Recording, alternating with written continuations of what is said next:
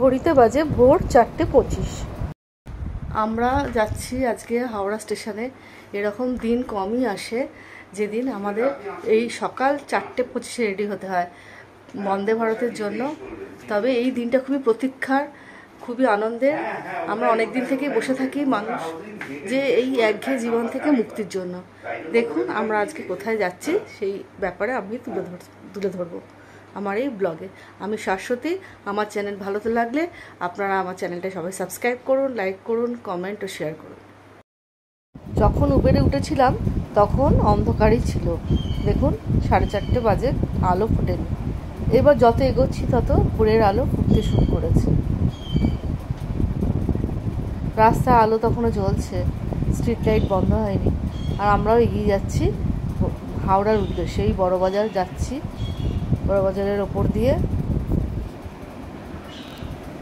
ফাঁকা রাস্তা, তখনও লোকজন তাদের দিন শুরু করেনি। খুবই কম গাড়ি যাচ্ছে, যে যারা সকালবেলা হাওড়া স্টেশনে ট্রেন ধরে তারাই বেরিয়েছে। এই যে এসে গেছে হাওড়া ব্রিজ।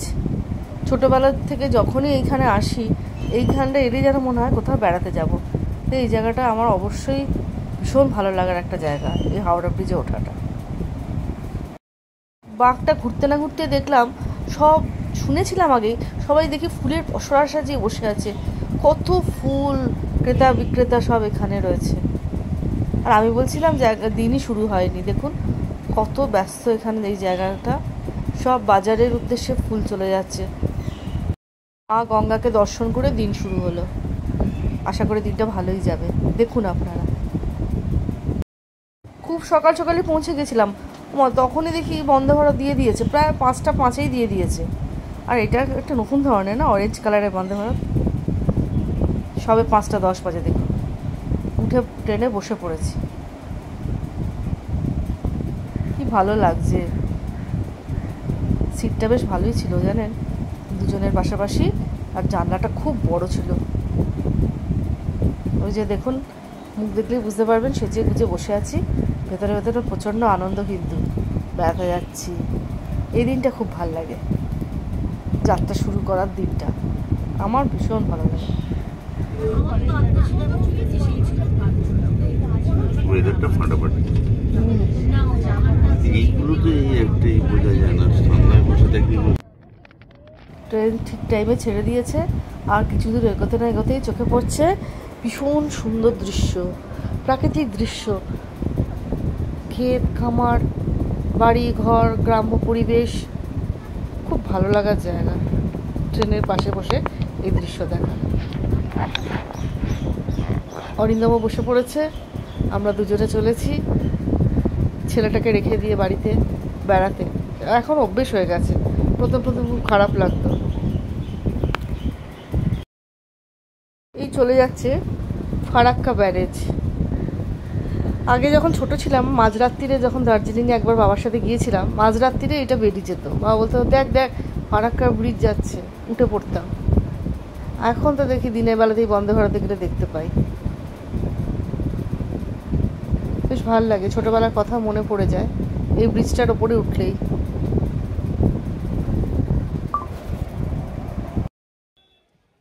ট্রেন রাইট টাইমের অনেক আগেই এনজিপিতে নামিয়ে দিয়েছে আমাদের। এনজিপি স্টেশন থেকে বেরিয়ে আমরা ওই গাড়ির যেখানে স্ট্যান্ড, ট্যাক্সি স্ট্যান্ড, সেখানে যাচ্ছি। আমাদের হোমস্টে বা ফার্মস্টে থেকে গাড়ি পাঠিয়ে দিয়েছে, তাদেরই গাড়ি করে আমরা সৌরেনি যাচ্ছি। এবারে আমাদের গন্তব্য সৌরেনিতে সাইরিক্স ফার্মস্টে। দেখুন সেই জায়গা কেমন। তার আগে অবশ্যই রাস্তা দেখতে দেখতে আমরা যাব। পাশ দিয়ে টয় ট্রেনের সরু ট্রেনের লাইন চলে যাচ্ছে, আর গাছপালা সবুজ হয়ে উঠছে, কি সুন্দর। পাশেই হচ্ছে শুকনা ফরেস্ট। অরিন্দম বলে দেখো দেখো কি সুন্দর, তোমার প্রিয়। হ্যাঁ, ডুয়ার্সে আমি যাইনি, কিন্তু এই শুকনা ফরেস্ট দেখলেই আমার যেন ডুয়ার্সের কথা মনে হয়, যে এইটাই হয়তো ডুয়ার্সের জঙ্গল। গাছপালা কি সুন্দর, এদিকে চায়ের বাগান, ওদিকে শুকনা ফরেস্ট, পাশ দিয়ে যাচ্ছে টয় ট্রেনের লাইন। আমরা ভাবছিলাম যদি একটা টয় ট্রেন দেখা যায় এই লাইন দিয়ে যাচ্ছে, কিন্তু অত তো আর সম্ভব না সব কিছু পাওয়া। যাই হোক, রাস্তাটা বড়ই সুন্দর। এবারে মনের মধ্যে উত্তেজনার পারদ চড়ছে। কি বলুন তো, ফাঁক দিয়ে দেখতে পেয়েছি নর্থ বেঙ্গলের পাহাড়, যার জন্য ছুটে আসা। বললাম ওই দেখো পাহাড় পাহাড়। বলে আরে আমি দেখতে পাচ্ছি, হয়তো ক্যামেরা ধরা দিচ্ছে না, কিন্তু চোখের পর্দায় কিন্তু আমি এই পাহাড়কে বন্দি করে ফেলেছি। দেখুন আপনারা দেখতে পান কিনা। পাহাড় দেখে এত ভালো লাগছিল তখন, কি বলবো। আর ঠান্ডা ঠান্ডা হাওয়া শুরু হয়ে গেছে, অপূর্ব আমেজ, অপূর্ব। এই শুকনা জঙ্গল দেখতে এত ভালো লাগে, মোটা মোটা গাছ, শাল গাছ বোধহয় বা কোনো বুনো গাছ, কি সুন্দর লাগে। মনে হয় এইখানে হাতি, বাঘ, হরিণ, চিতা সবাই থাকে। চারিদিকে জঙ্গলের মধ্যে কীরকম একটা থ্রিলিং পরিবেশ, কিন্তু ভীষণ সুন্দর। ডেস্টিনেশনের থেকেও এই জার্নিটা আমার কাছে কম আনন্দের নয়। কোন মানে এত সুন্দর লাগে পাহাড়ি রাস্তায়, এই সমতল থেকে যখন পাহাড়ে উঠি, এই জার্নিটাই আমার কাছে ভীষণ ভালো লাগে। একটা একরকম পরিবেশ থেকে অন্যরকম পরিবেশে পৌঁছে যাওয়া ঘন্টাখানেকের মধ্যেই। দেখুন পাহাড় আসছে, এবার পরিষ্কার দেখা যাবে।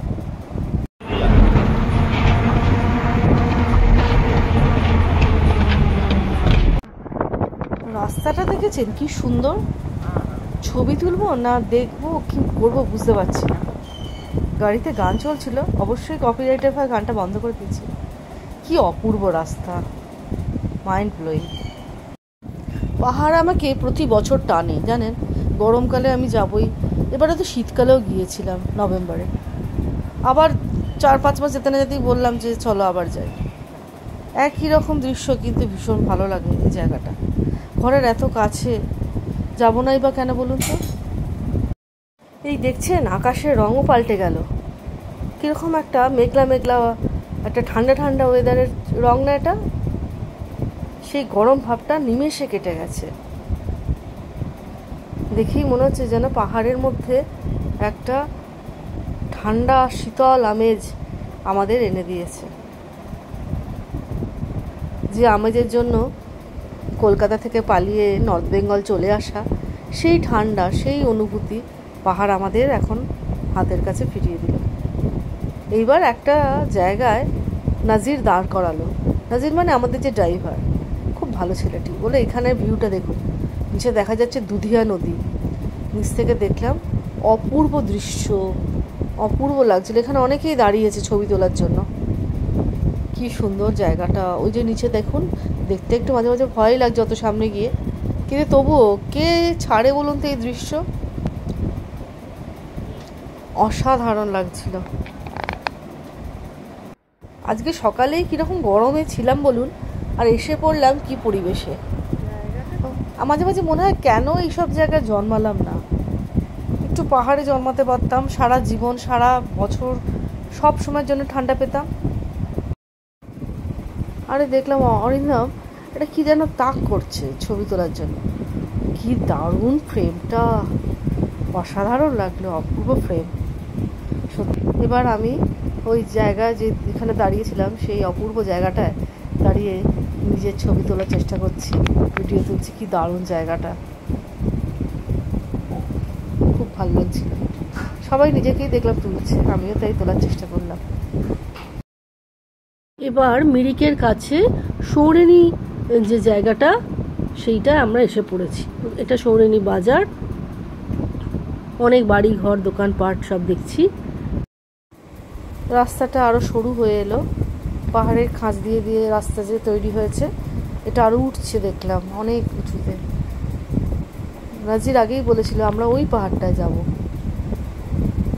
একদিকে চা বাগান আর একদিকে মেঘ আর পাহাড়, খাদ।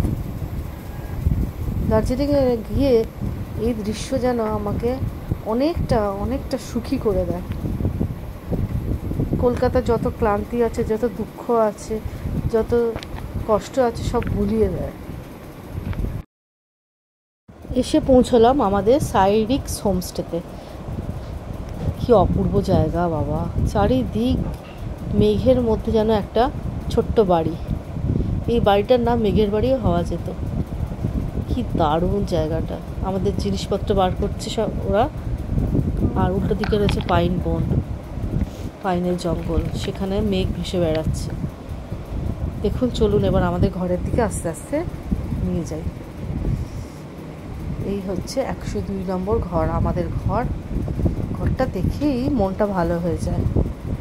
কি দারুণ ঘরটা, ঝকঝক করছে কাঠের ফার্নিচারগুলো।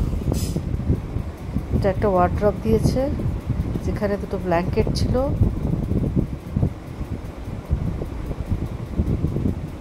তারপরে বাথরুমটা একটু পরে দেখাচ্ছি। এটা একটা বিরাট আয়না, যেখানে আমাকে দেখা যাচ্ছে।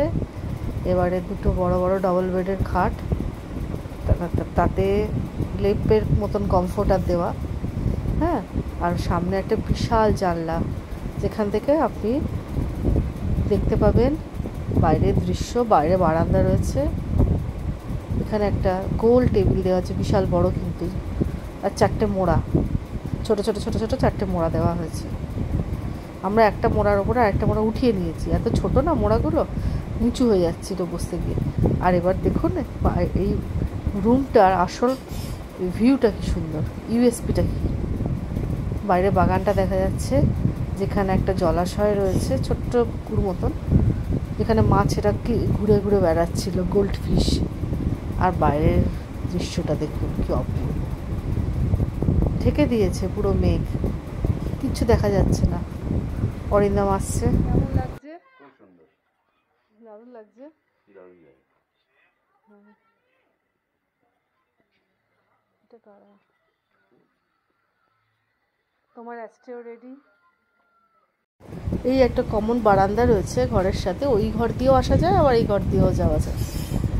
এই বারান্দাটা কমনও মানে বলা যায়, আবার পার্সোনালও বলা যায়, কারণ ওদিকের লোকজনরা খুব বিশেষ এদিকে আসে না। আর এই কর্নারের জায়গাটা বেস্ট জায়গা এই হোমস্টের। 4টের সময় পৌঁছে আমরা লাঞ্চ করলাম। ঠিক আছে, আরাম লাগता है।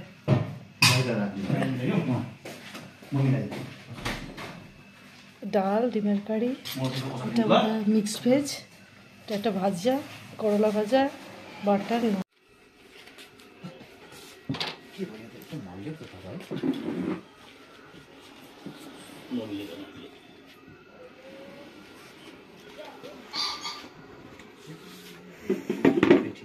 মেঘটা কেটে গেল, দেখো। তখন কিরকম কিছু দেখা যাচ্ছিল না। এবার আমরা খাওয়া দাওয়া করে হোমস্টের ওপরে চলে এসেছি। আর সেইখানেও কি সুন্দর দৃশ্য দেখছি দাঁড়িয়ে দাঁড়িয়ে। দেখুন কত দূরের পাহাড় দেখা যাচ্ছে মেঘটা সরে গেলে। একটার পর একটা পাহাড়, একের পর এক পাহাড় উঠে এসছে। এই দৃশ্য দেখতেই তো এইখানে ছুটে ছুটে আসা। আর এইরকম লাক্সুরিয়াস ফার্মস্টে, লাক্সুরিয়াস মানে খাওয়া দাওয়া অপূর্ব ছিল, অপূর্বতার স্বাদ। আর তার সাথে দৃশ্য দেখতে দেখতে খাবার খাওয়া। রাত হয়ে গেছে। এই যে শব্দটা হচ্ছে, এটা একরকমের হয় পোকা নয় ব্যাঙ, সেই শব্দ। আমার মনে হচ্ছে ওইটা দার্জিলিং, ওই দিকটা। এটা কিচ্ছুই ধরা পড়ছে না। আজকে রাত্রিটা এখানে শেষ করছি, আবার কালকে সকালটা দেখাবো। গুড মর্নিং ফ্রম সাইরিক্স হোমস্টে বা ফার্মস্টে। এটা খুব সুন্দর জায়গা। সকালটা উঠেই বুঝতেই পারছেন খুব মন ভালো হয়ে যায় এরকম ওয়েদার থাকলে। মেঘলা মেঘলা ওয়েদার, ঘরে মেঘ ঢুকে পড়ছে। আর ওই পুকুরের জলে আমি দেখছি মাছেরাও তখন ঘুম থেকে ওঠেনি, সবে শুরু হয়েছে সকালটা। খুব মনোরম দৃশ্য।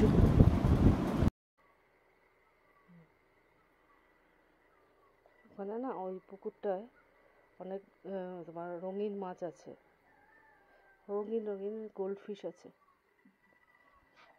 এবার এই দিকটা দেখো কি জায়গা, অসাধারণ না?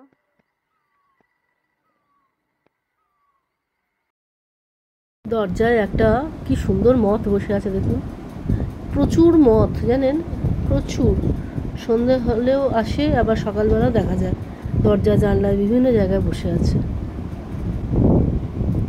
আমরা তো খুব সুন্দর এগুলো দেখতে ভালোবাসি, আর শহরে দেখতে পাই না, তাই এটা খুব ভালো লাগে আমাদের।